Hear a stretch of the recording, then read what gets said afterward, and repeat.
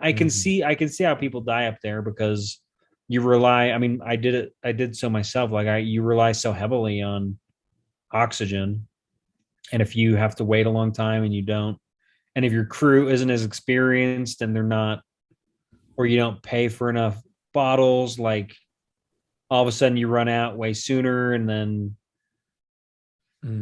you just go sit down somewhere and you end up a statistic and people are walking over your body on their neck on their quest for the summit. Following is a conversation with Matt Irving. He's a friend of mine who just returned from the south side of Mount Everest to film Lhakpa Sherpa's historic 10th ascent by a woman on the mountain. I hope you'll take a minute to click subscribe, to like, and to share this video with people that you think might be interested. It's my goal to try to bring you interesting stories from Mount Everest and exploration and film. And Matt is one of my friends whom I met through the film industry. And I don't take it lightly, the great honor of having the opportunity to actually get paid to go climb this incredible mountain and spend time with and meet incredible and talented people. This is kind of an interesting take on the Everest story. Matt is, if you will, kind of an unwilling, or I wouldn't necessarily say unwilling, but he certainly doesn't lay awake dreaming of going to Mount Everest. He's a professional director of photography, professional cameraman, super talented photographer, and he's been hired now on 2 occasions to go to Everest, and now just happens to be one of the few people who have actually summited twice, and from both the north and the south. So it's a pretty interesting and enlightening story about the mountain, about somebody who goes there and kind of looks at it with a more discerning eye. And I find it refreshing that Matt goes there not really relishing the idea of going and participating in, as he calls it later, the conga line. So in this video, I'm going to share a bunch of his photographs that he took, although his duties on this expedition were the summit day of Lhakpa, or at least the top part of the mountain, and he did take some amazing photographs. I haven't even put half in of what he shared with me. For now, I really wanted to bring this interview, and the cool part of it is there are still people on the mountain right now, and Matt is home after a successful expedition. So here's a really cool interview with the humble, talented, great guy, Matt Irving. Enjoy. So you got to base camp, and essentially you're filming Lhakpa Sherpa's hopefully historic 10th ascent by a woman. And as a cameraman, you're given this like, try to get this shot, try to get that shot. And in base camp, getting a shot is one thing, but up on the mountain during, who knows what's going to happen. It is like a crapshoot up there. Yeah, but I was fortunate enough to be part of a larger crew. There was like 5 people, and I didn't really have to. My primary focus was the top, so all the stuff up to base camp was shot by this guy Devin Whetstone, who's brilliant. He's like a really good filmmaker and DP, and amazing, good. And I shot a few things. I shot some drone stuff and other stuff. But yeah, I didn't really have to put a lot of energy into that. And it was more just like, because in 2019, we got our asses beat because we're just like running around filming all the time. So I was definitely fortunate to have this crew and like. Yeah, well, Renan wasn't running the gig, and he didn't have 5 cameras running 24/7 every day. Yeah, but the name of the game up there is it's the long game. You're up there for the marathon. So if you push super hard early on, I think you're just setting yourself up to be totally fucked over. Yeah. Because it's all about pacing, I think. My limited knowledge, I've only been up there a couple times, but it just feels like in 2019, Renan went super hard, and I think he kind of paid the price for that. And there were definitely times I remember that he would ask me to go do something, and I'd just go, "No, I'm gonna rest." So you've been there twice, and 2 summits in 2 trips, north and south. So you've done the rarities, like climbing it twice is one thing, and that's still not that many people have done it, but twice now from each side. Wow, Yeah, man, you've got quite the Everest resume on 2 trips. Have you I guess. retired from Everest, or now are you the man in demand? I'm retired until somebody comes with a project where they can pay me more because Yeah. it's you don't feel good. Like you finish a project and you're just like, man, I don't feel great. This is terrible. And I'm never going to do this again. But then somebody's like, well, hey, what if we do this? And you're like, okay. Or if you don't have anything going on, you're like, oh, yeah, I guess. Yep. It's just the minute, every time I've ever said I'm never going back again, it's like I get a text message an hour later. Hey, we're thinking, I'll be like, oh my gosh, just never quit. And I that's the think I only think one. the trick is you just throw out like a really big number so Yeah. that like if you don't get it, you're like, well, that's okay. They weren't going to pay me this. But Yeah. the problem is that you throw out a big number sometimes, and then they're like, yeah, okay, that's fine. I know. I know. Yeah. And then you find yourself not training is kind of an off the couch ascent. But you know what? I don't feel like at no point could I ever do that without the help of the Sherpas. Like me by myself, it's a ridiculous thought to think that I could just go up there and do it. But you just have so much help and support, and it's like it's a group effort. It's never just one person. Well, tell me about that. So you had a lot of Sherpa support, a lot of film team support, Yeah, and essentially everything, it sounds like, was focused on keeping Lhakpa healthy, yeah, rested, and motivated. I don't think motivation would be a factor with her, but and so when you left base camp, you probably figured it was the first of a few rotations up the mountain. Kind of lay that out for yeah, me. yeah. Get me to the point where you didn't think that you knew that you weren't going to come back down until the summit bit had happened. Yeah, I mean, similar to the north side, you get up to about 22, 23. You get up to 23 and you North Cole on the north side, and you're like, then you go back down to base camp. And we did that in 2019. We did that so many times. Was it three? We had like three rotations. Yeah. And this time, we're going up and we get through the ice fall. That's terrible and terrifying. And then camp 1 to camp 2 was awful because we left too late. So it was like the middle of the day and we got just ass blasted by the sun. And then you're up at camp 2 and you're acclimatized. And I feel pretty good. I think there was one day that I was just like super lethargic and I didn't feel 21,000 great. feet at camp 2. Yeah. Yeah, at 21. And then we go up to camp. The idea in my mind was that we go up to camp 3, kind of just touch it, and then we go back down to base camp. And I'm like, okay, cool, that's fine. We'll get a rotation in. And Lhakpa's like, yeah, I'm not going back down to the ice fall.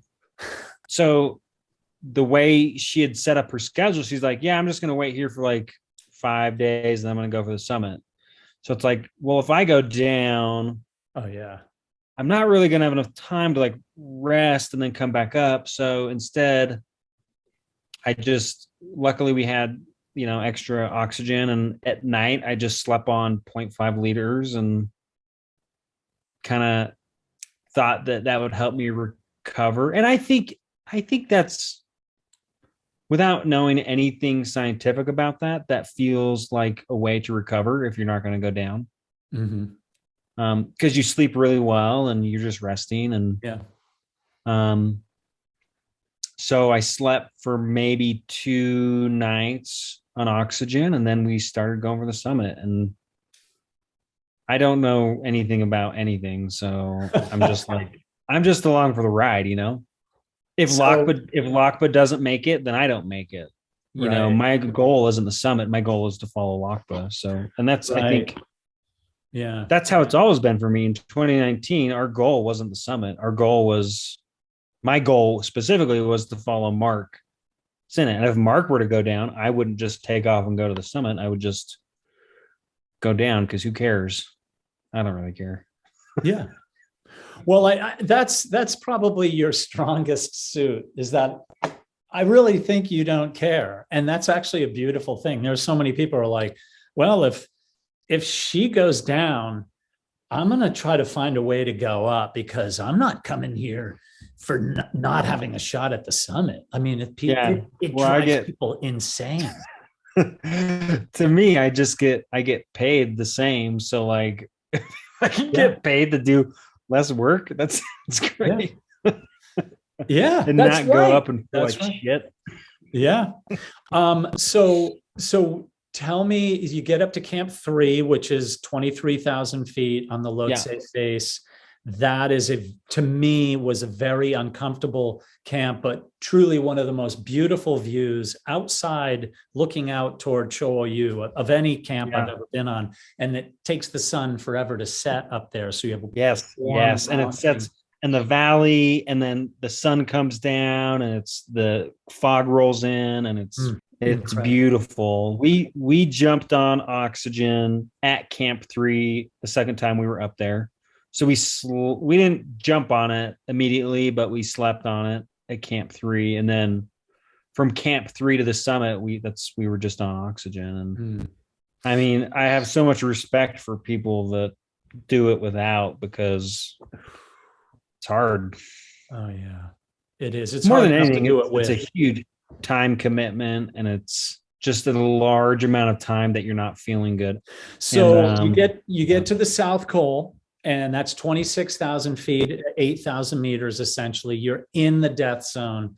The yeah. big South Col. What, like, kind of lay that out for me? Whether was it crowded? Was there garbage? Was it a There's was it definitely, yeah, yeah. I mean, there's garbage. Yeah, Camp 2, there's garbage. Camp 3, not so much, just because it's so tentative on that, with all those seracs. And yeah, Camp 4, lots of garbage. But we get up there, and the way that we had kind of timed it, we were gonna try and get this specific weather window. I think the night of the 11th, we had got intel that the weather was going to be good. And I think the summit was good, but the coal was so windy that it kind of zapped everybody. And um, we decided to we get up there, and we have to crawl into a random tent because the tents aren't set up. And we get the tent set up, and I'm helping with the tent and not being able to film because I'm helping with the tent. And we get in there, and it's super, super windy. And instead of going for the summit, we decide to just stay the night. And I'm thinking that we're going to go down, because Yeah. I thought Lhakpa was like done because it was just so terrible. And so in my mind, I'm like, oh, hell yeah. We're out of here. This is it. This is it. I'll be able to film the turnaround moment. And we had the shittiest night of sleep up at Camp 4. I was really uncomfortable. The wind is just like battering the tent, and I'm on the side that's getting pummeled. So it's like, good, good, good, good, good. Um, Uh, and the next morning, I remember Lakpa, being like, "Yeah, I'm gonna go for the summit. We'll just go tonight."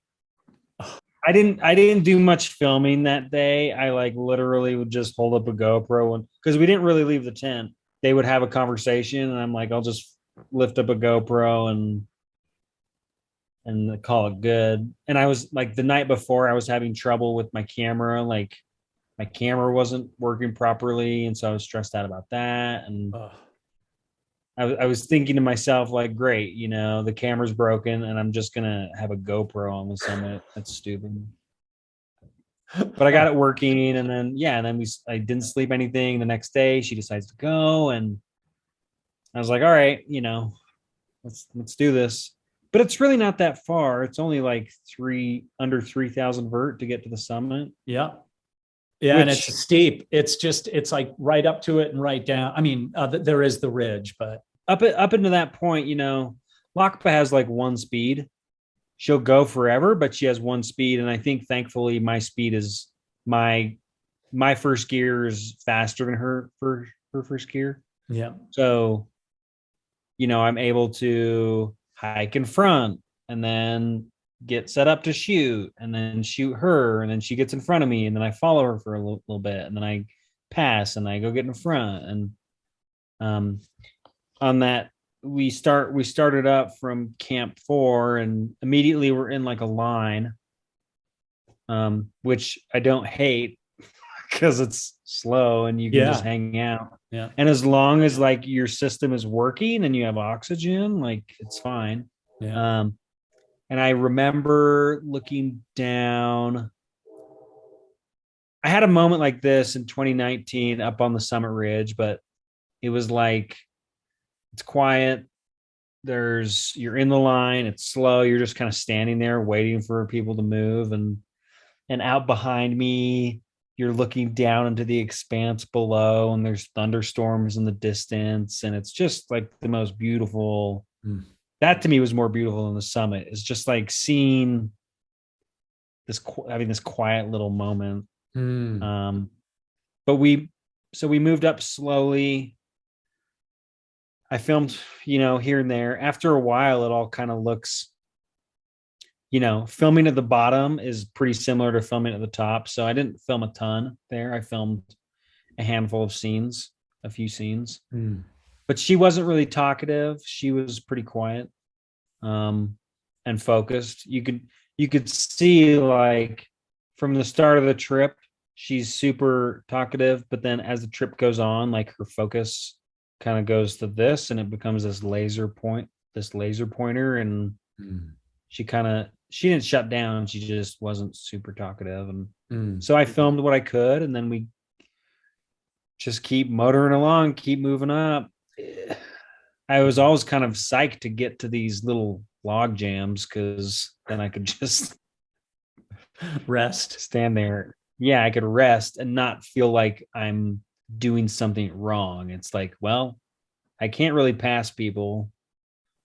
But you know what? The Full Circle Everest team, that all black team, was up there too, and they were, goddamn, they were passing everybody. And like, they had 2 filmmakers that were Sherpas that we were just stuck in the line, and these 2 guys with cameras just like kind of run by me, like they were like running up the hill, and I was immediately jealous.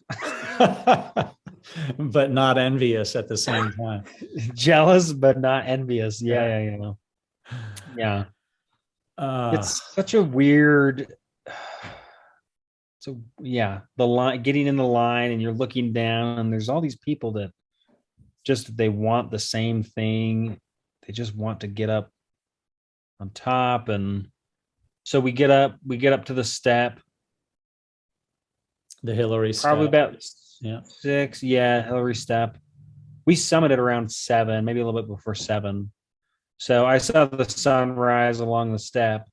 Wow. And it was just about like getting in front of Lhakpa and shooting a little bit, and then getting in front and shooting. And I don't know, you're just so focused on like staying in front. Because more than anything, like I was just so focused on filming the summit that I didn't want to ruin any chances of me not being able to be there.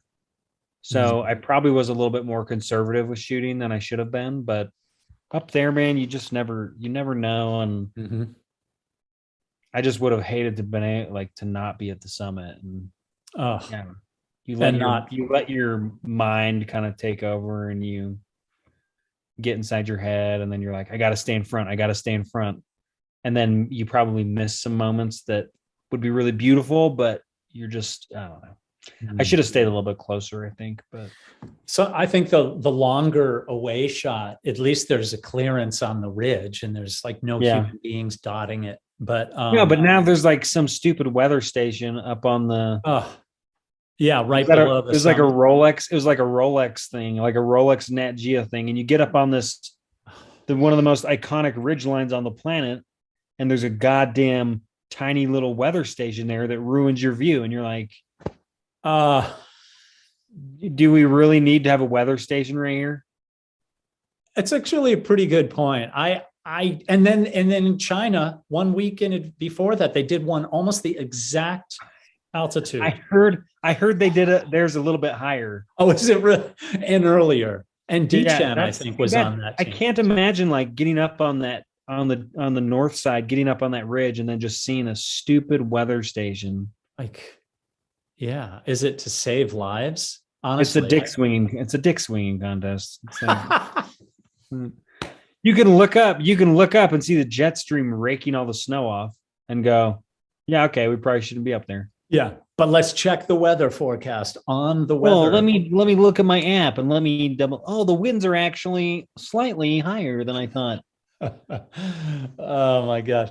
So the weather station and now so the scene on the summit, is Lakpa there alone, or is it to No, I embrace was with her main partner, friend, or climbing we partner? got we got I got up there, and it's a zoo up there. There was Yeah. like 50 people on the summit. Ugh.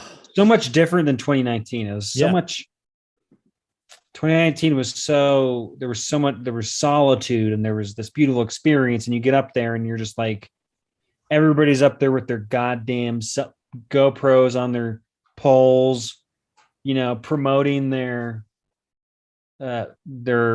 mental Sponsor. agility app.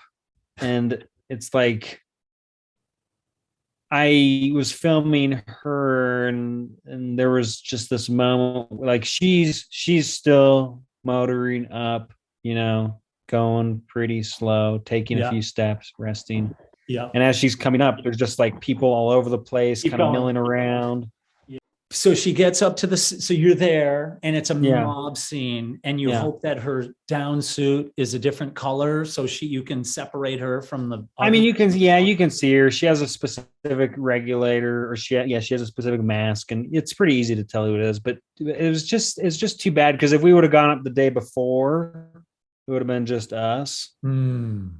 But we shared that experience with a bunch of other people, and it was nice to see her. Once she hit the summit, she definitely like went from here to like opened up, and yeah, it was good to see her up top. She worked so hard for it. She deserved it. And so was there like a little interview? Did you have a shotgun microphone? Okay, how do you feel? Or did you just like kind of were an No, observer? I stepped back and I let her do what she was going to do. I imagine that they probably wanted me to like talk to her, but there was so much chaos surrounding her. It's like I'd much rather, I think in my mind, it would make more sense to talk about that later and then just cut that in instead Mhm. of just the chaos up top. I don't know. It was Yeah. it was gross. Yeah. So how long were you up there?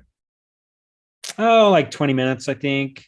I did go peek over. I really enjoyed going to peek over and look down onto the north side, and Yeah. kind of like reminisce about. I'm like in my mind, I'm like thinking about how I came up from there, and that was really nice to see down onto that side. But I didn't really recognize it. It was like my brain must have been kind of foggy back then, because I looked down and I was like, oh, I don't remember coming up this last little slope, but obviously I did.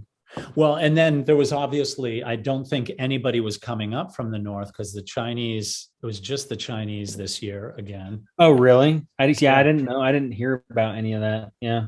And our friend D Chen, I think, summited. It was probably his seventh summit or something. I got to show you. I did find, and I don't know this. It's probably not old. I did Oh, find a little piton in the ice fall. I was just walking around and I found a oh, piton. look at that. It's probably not old, but I It thought it might was be. interesting. If It it might was in be. the ice fall, Yeah.